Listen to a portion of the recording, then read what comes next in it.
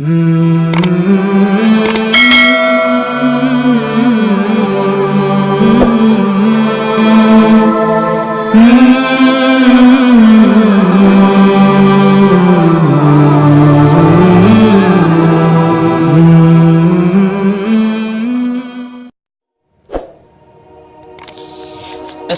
عليكم ورحمة الله وبركاته. يوتيوب جنالك aad naga daawanaysaan waa Hansan Media.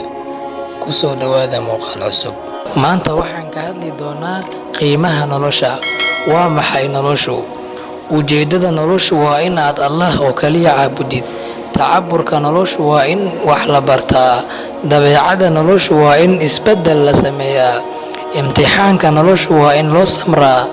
nuxurka noloshu waa daryeel. Fursadda noloshu waa in aad dantaada gaartaa. Hantida noloshu waa caafimaad buuxa iyo qalbi qani ah. Nuurka noloshu waa in awlaad baari ah Alle ku siiyaa. Guusha noloshu waa guri iyo qoys farxad leh. Sirta noloshu waa in aad daacad ahaataa. Farxadda noloshu waa in aad dadka caawisaa. Quruxda noloshu waa inaad wax bixisaa. Macaanka noloshu waa jacayl. Dhalashadu waa bilowga nolosha, dhimashaduna waa dhammaadka nolosha. Dunidan markii aan dhalano waa la aadamaa, balse lama dukado. Markii aan dhimanana waa la dukadaa, balse lama aadaamo. Aadaanka dhalashadeenu waxa uu leeyahay tukashada dhimashadeena. Taasina waxa ay ku tusaysaa